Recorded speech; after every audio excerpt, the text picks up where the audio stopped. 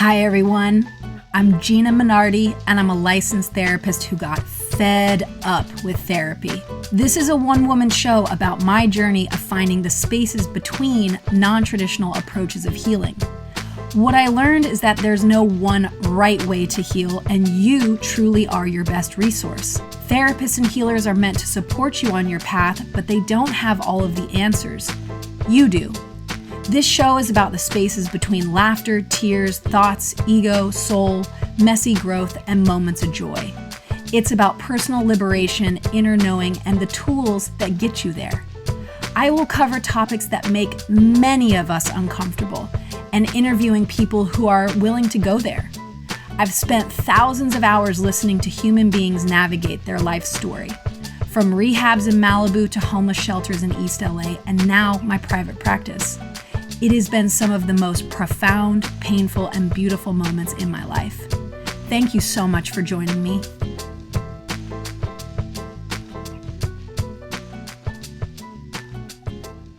Hello, friends. It's been a while.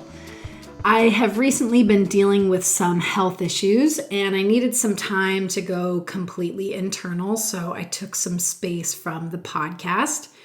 And quite honestly, I couldn't decide if I wanted to share what I wrote during this last month, as it feels more vulnerable than any of the previous episodes written, even though those were pretty vulnerable for me too. But alas, why do we feel this need to hide from our stories and truth of being human? I've been thinking about that a lot. And particularly in this episode, the truth of being a woman. I have noticed recently that women are in a particularly interesting moment in time. I deeply believe that we are stepping into our power more than ever, that we are purging collectively what we've been taught through society, patriarchy, and have taken on intergenerationally in our tissues from the women that come before us. As humans, we are at a critical point in history, and I think we all feel this deeply right now, as we've seen in the news recently the damage we've inflicted on the earth, which may be beyond repair, as fires rage, floods rush, and the coronavirus continues to mutate. So what does this have to do with women? Well, I believe that women are the gatekeepers of birthing life, and I believe that nature itself is a feminine force.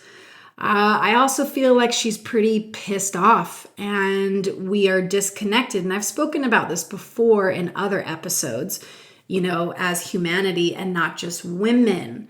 But what I'm feeling that the world needs more of is female energy and female cooperation with one another and less competition and nurturing. I also believe that we're coming into a space of really realizing and honoring how marginalized we have been as women and oppressed, subjugated to abuse, and held in smaller spaces between the ruling patriarchy. We are in a new paradigm shift of learning how to self-abandon less, caretake less, and hold everyone up over ourselves first. So again, really learning how to love up on ourselves as women and take care of ourselves and heal ourselves. I think this is a profound shift that we need, and that's crucial. There's a quote that I want to share from a book written by Elizabeth Lesser, which is The Dissident Daughter. Amazing if you haven't read it. And the quote says, "Women have been trained to be deeply relational creatures with permeable boundaries which make us vulnerable to the needs of others. This permeability, this compelling need to connect, is one of our greatest gifts, but without balance, it can mean living out the role of the servant who nurtures at the cost of herself." Referring to this feminine script in her essay, Professions for Women, Virginia Woolf describes the syndrome and offers a drastic remedy. She was intensely sympathetic. She was immensely charming. She was utterly unselfish. She excelled in the difficult arts of family life. She sacrificed herself daily. If there was chicken, she took the leg. If there was a draft, she sat in it. In short, she was so constituted that she never had a mind or wish of her own, but preferred to sympathize with the minds and wishes of others. I did my best to kill her. My excuse is if I were held up in a court of law, that I was acting in self-defense. Had I not killed her, she would have killed me. So now I'm going to move on to my journal entries over the last few months. I was talking with a friend this week and they were asking me how I was. And I replied, life is always in motion. That was before 2 of my doctor's appointments this week that left me in shock, tears, and enraged. I wasn't sure if I was going to make a podcast episode about this or any episode for that matter. Let's first start with Mexico. Last month during a supermoon, I started my cycle and it was unlike any period I had ever experienced. I was gripped with pain, blacking out, sweating, and had cramps that left me jumping from the toilet to the bed and even out into the pool. I was in so much pain, I didn't know how to be in my body. I was crawling out of my skin and my face was turning white. My boyfriend Jonas took me to the hospital after I had talked with one of my best girlfriends, who is a PA in the hospital. She thought maybe I was having a miscarriage, a torsion, or an ectopic pregnancy. My period was 6 days late, but anyone who knows me knows that I think I'm always pregnant.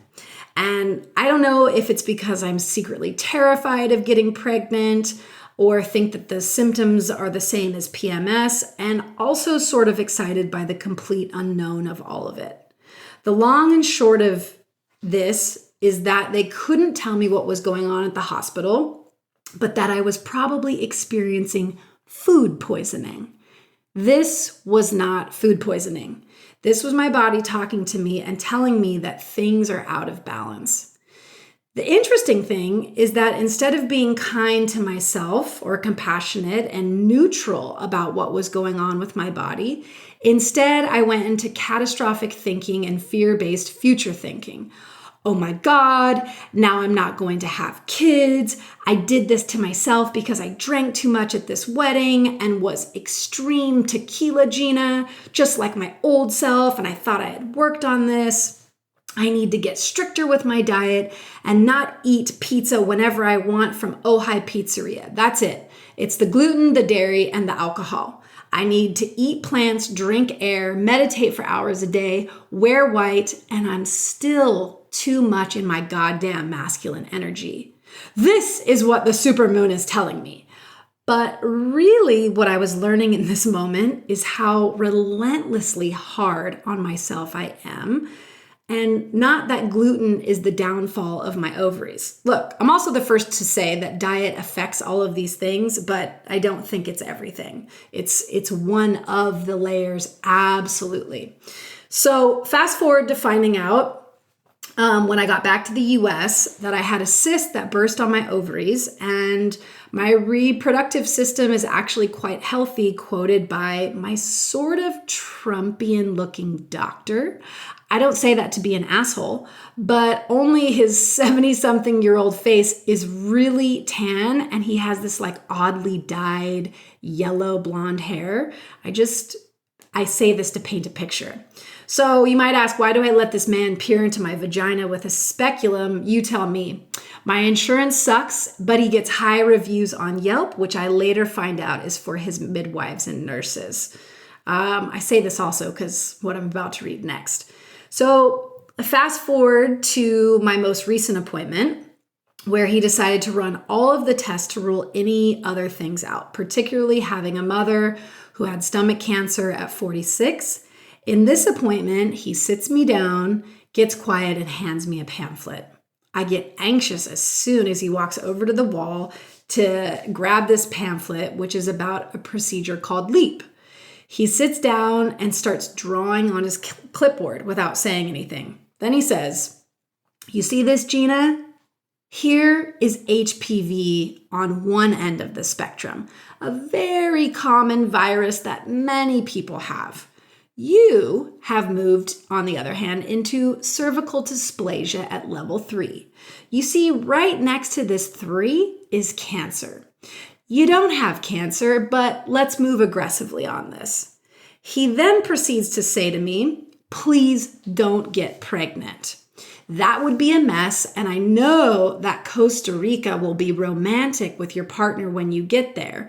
But, you'll need to get this LEAP procedure, which will take off the top portion of your cervix, and then we'll take a metal wire with an electrical current to take off the abnormal cells.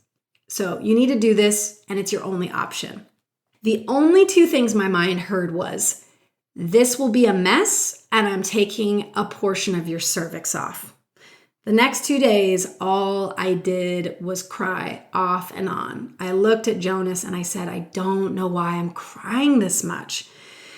Except that I also had a second doctor's appointment this week, which was a dermatology appointment, and 2 women, one was a doctor and the other was a nurse, sat down and proceeded to say, you have 6 precancerous spots. We will freeze some and biopsy the others. The doctor didn't even tell me to put my robe back on and proceeded to freeze and cut things off of me as I sat there in my underwear and topless. So the reason I say this is because I just feel like bedside manners in the medical world, not all, because there's so many wonderful, amazing doctors, but damn, it could be worked on. All right. So this all might be a little bit too much information, and I might have the most insane vulnerability hangover tomorrow, but I had some insights that I'd like to share with you. After my boyfriend held an incredible amount of space for my emotions and having some deep conversations with some of my very wise, as I like to say, my kind of tuned in lady friends, I had one friend really make me pause. Cassia said to me, what have you not metabolized, Gina? I paused. I stared at my steering wheel as I parked my car. That is a great question, and I don't have an answer for that in this moment. She was connecting it to what I believe, the excess that my body is creating that needs to get scraped and cut out. Now, many people do not like to look at life, their body, disease, breaking a bone, etc., as something that they've brought on. And I'm actually uninterested in starting a dialogue on this because it kind of feels like some weird puritanical shaming exercise. Cass was not shaming me. She was getting curious with the messages from my body. Where is the excess coming from? I told her I thought it was weird and not a coincidence that both appointments were in the same week, and it was talking about some level of cancer developing on my body. And if I didn't start taking some action about things. But again, in my Gina extreme, I started self-flagellating about how, oh my God, I fucked up my body. I surfed too many days in the tropics. I laid out too much. And well, HPV, Jonas gave me that one. So I went home and I started cleaning, which is a coping mechanism that I built in heavily after my mom passed away. And I've learned over the years that cleaning makes me feel safe, in control, and regulated because, the metaphor is pretty clear. You clean up your external mess versus taking a pause to sit with your internal chaos. But a side note, because a lot of my friends give me shit for this, I also really can't stand a dirty house, and that sort of makes my brain feel overloaded. So sometimes it is an act of self-care. All right, so I decided to sit down within my cleaning rampage, and I listened to a podcast with 2 women I really respect who are alternative healers. The entire talk, again, I sort of believe there are no accidents, was about not feeling empowered to heal yourself, whether in regards to mental, emotional, and physical illness. The title of the talk was How to Not Give a Fuck. But I wasn't expecting the content of what I needed to metabolize would come through in this moment. I texted Cass and I said, powerlessness, That is what I need to metabolize. I felt completely powerless with my mom's diagnosis of cancer. I felt completely powerless with COVID and my lungs until I actually went into silence and I had to feel all of my feelings and all of my fear around it and the potential of death. I felt completely powerless in a situation with a man in Costa Rica, which I will talk about later in this episode. I also want to say a preface, if anybody has experienced sexual abuse, I kind of want to give a trigger warning to any overwhelm. All right, so moving through. And I also felt completely powerless when the doctor just said to me, it will be a mess if you get pregnant, and cutting off part of your cervix is the only answer to cervical dysplasia. I also have felt powerless with alcohol and the equation of having a good time and letting loose with my girlfriends. I have felt powerless as a woman to the endless marketing of perfect women, bodies, skin, etc. What is your list? How have you become more embodied in your authentic power and can be really truthful with yourself about where you have felt powerless in your life? This is so important, not just for ladies, for everybody. But again, I'm kind of focusing on women in this. So what I've learned in these last few weeks is huge, and I'm eternally grateful for it. I'm also reminded again and again, the path of healing yourself, your soul, well, there's debate on this, right? Some people say that there's imprints on your soul from past lives, but there's also a space that is untouched. But again, going back to the idea of healing your mind, heart, soul, it's all connected and it's a journey. It's not about constantly fixing yourself, but sitting with and really tuning into what's coming through for you, what's coming through in your body as a message, and not to self-flagellate, but to get curious with it. There are so many systems in place in our society that make us feel unempowered, that there is no natural intelligence in your body, that this body that was created in your mother's womb from cells splitting as you gestated for 9 months and got pushed out of her vagina, that there is somehow not the most magical, awe-inspiring, powerful thing that the human body can do. It brings life into this world. That also humans take placebo pills and the experience or the effects are as real as taking the real pill. The power of our mind, body, and soul are massive. So this is not a public service announcement denouncing doctors, medicines, and hospitals. Far from it. I very, very, very, very much think there's a place for it. But where is the integration in our medical system that you can also be your best healer or empowered by your intelligent energy system within? So, which leads me to my next journal entry, when after much debate, I decided to bypass seeing a naturopathic doctor to treat the cervical dysplasia, because intuitively I knew that I wanted to see a female and I wanted to go through with the LEAP procedure after doing tons and tons and tons of research. That felt really good to make an empowered decision. I had many friends, spiritual friends, telling me I could heal it on my own. I should go do combo or plant medicine. And not that any of these things are bad, but I had to trust and I had to listen to what I needed for it. So now I'm going to move on to the next journal entry. My new OBGYN looks at me and asks among the millions of questions that no other OBGYN has ever asked me in my history. Out of all of your sexual partners, have they all been consensual? I paused for a second and hesitated before I said, well, one kind of wasn't. She said, Gina, I've heard this before, but there is no kind of consensual. It's either a yes or a no. She then said to me, it wasn't your fault. You know that, right? I explained to her that it had never even dawned on me or who was at fault until I received a letter from this man asking for my forgiveness a few years later and stating that he had become a Buddhist monk from this experience.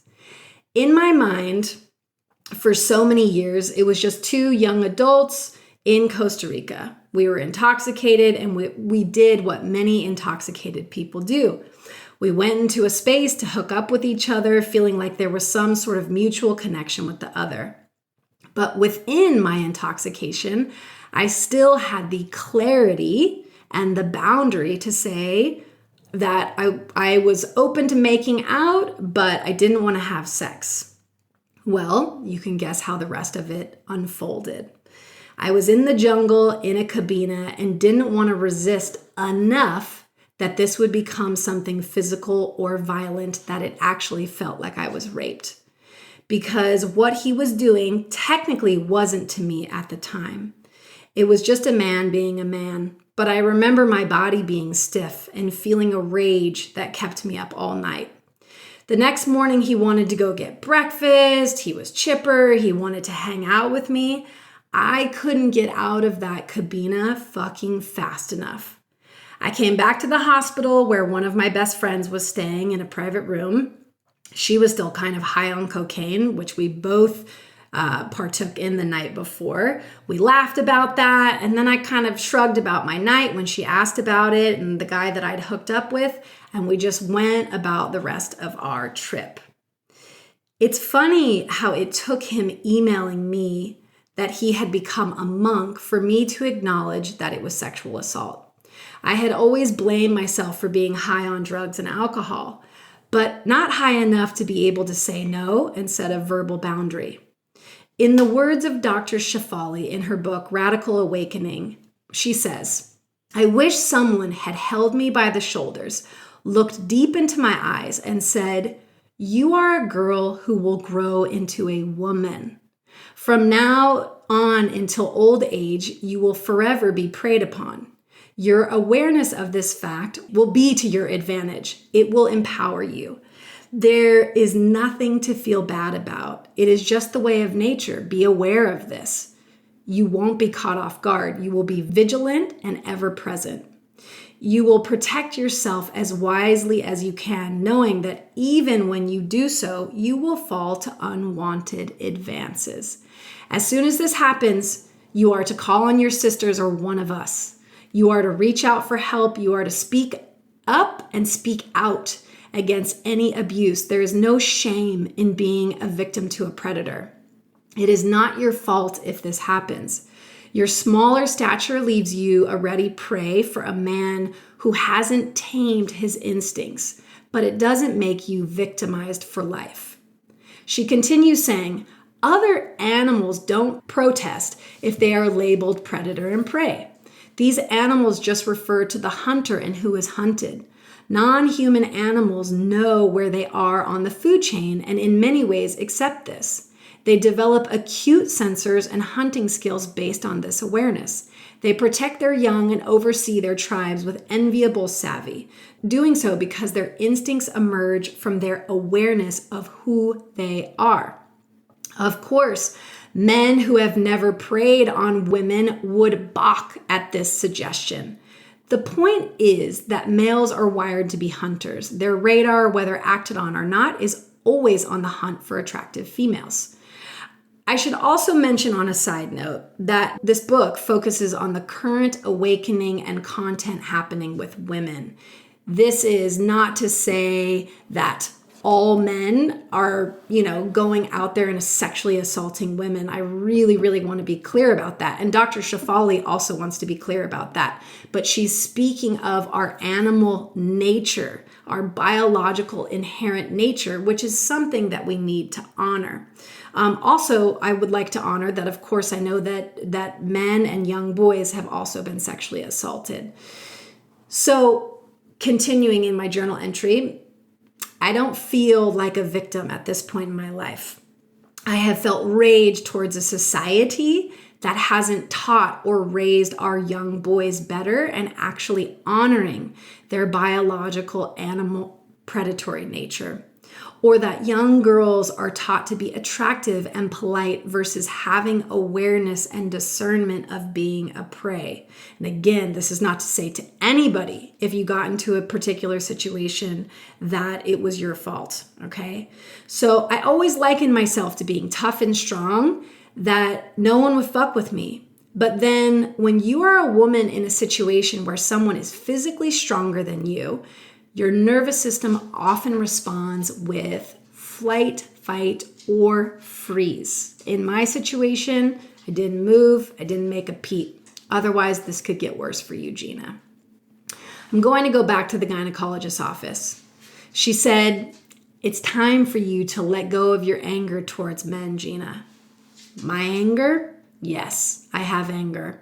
I also think that collectively as women, we have a lot of anger and we are purging it right now. This OBGYN continued to say to me that she has never seen in the history of her being a gynecologist. She's also one of the top OBs at St. John's. She sees a lot of people in Los Angeles that she's never seen in 2020 or all of her time. In these last 2 years, the level of cyst bursting, situations in women's reproductive organs going to the ER. And, she says like, oh, I think it's because of stress, etc. And I'm not negating that, but you want to know what else I think?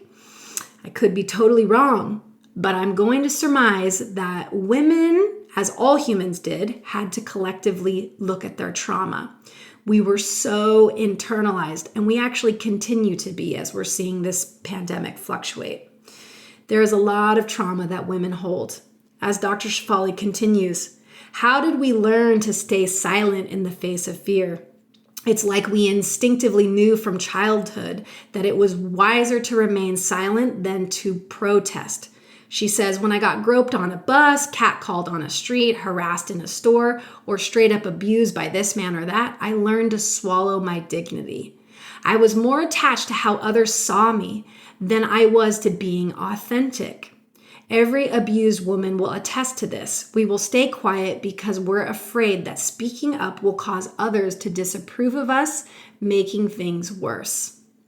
Cultural oppression and subjugation are the masters of our female psyche. Fear is the curriculum. We are graded on how silent and subservient we are. The more quiet, the higher the grade. These are the legacies of a patriarchal society that has everybody messed up, including men. Such is the nature of a toxic system. It doesn't spare anyone from its clutches. So I'm going to circle back to where we are in humanity. While I'm focusing on women, I'm also focusing on the toxicity of the patriarchy and what we need to do to love up on our earth, on each other, listen to one another, etc. So furthermore, when we enter a state of fear and its offspring silence, we move away from self-love. One of the hallmarks of self-love is the honor and free expression of our inner worlds without blame or shame. Constant suppression of our authentic voices creates a gnawing and growing inner discontent. By pushing away and ignoring our authentic experiences, we promote the illusion that they didn't even occur. So this is me as a woman saying that it did occur. So actually really the first time in my life I've spoken publicly about this ever. Many of my friends and family don't know. So my body kept score.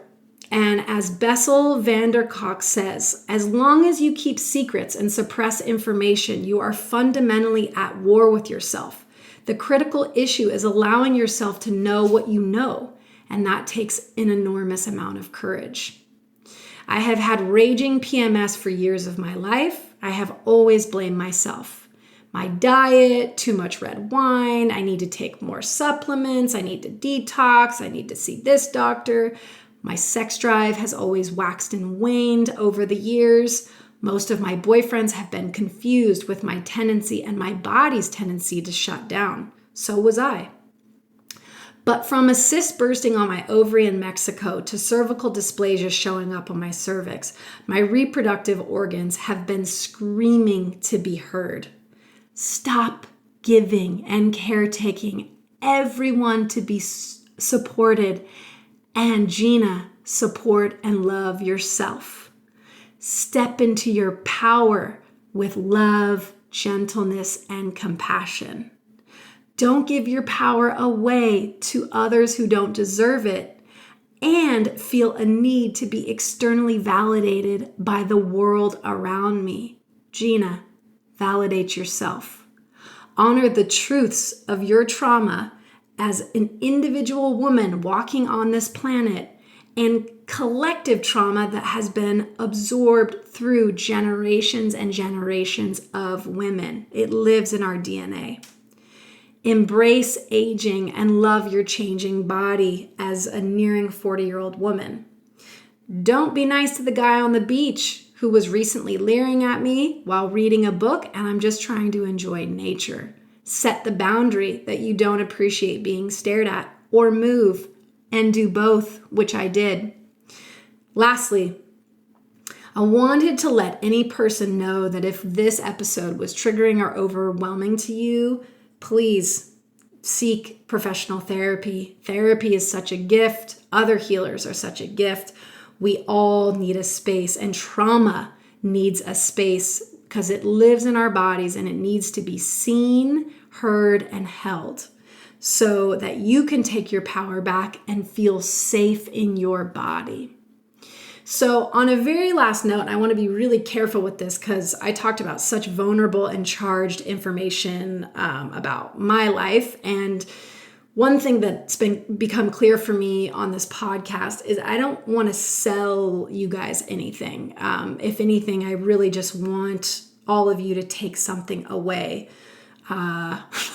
On a last note, God, I didn't even know I was going to say this, but somebody, right as I was writing all of these journal entries and I was looking at my podcast or doing something, and I saw a 2-star episode or review, and I want to thank that person because you know what? It was a great example.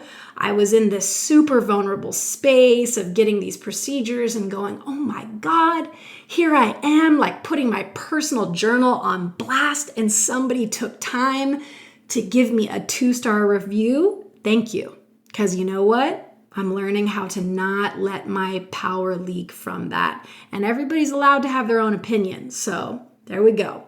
Okay, lastly, on a side note, I do want to say that because of all of these insights and kind of intuitions that I've been having with myself and witnessing other women, because I had 2 of my best girlfriends who were here on the same weekend with cysts bursting, one needing to go to surgery, the other one in the ER, the same weekend. And I really believe that it's time for women to hold space for each other. And this is not a new thing, but it's new for me to offer this. So I'm going to start running, and I think it's going to be at the end of September, beginning of October, but a group, not an online course, because I've realized, and I don't want to shit on online courses. They're not bad. They can be really beautiful, but I think that collectively we need to speak with other women and feel seen and held and have that collective energy, which is very healing versus just reading information from a course. So that's going to be something that I'm offering, and that's all I'm going to say about it. I'm not going to go into details. If you are interested, I'm just going to offer my email, which is GNMinardi, that's MINARDI81@gmail.com if you're interested in this. And I'll be later sending, I think, some sort of newsletter or something that feels organic to me. So again, thank you for listening, sending all of you love, and I hope you engage in some act of self-love today. Thanks for listening. Bye. Hi, friends. If you have been enjoying Spaces Between, please take a moment to subscribe, and leaving a review is the cherry on top. Thank you so much, and I look forward to connecting with you next week.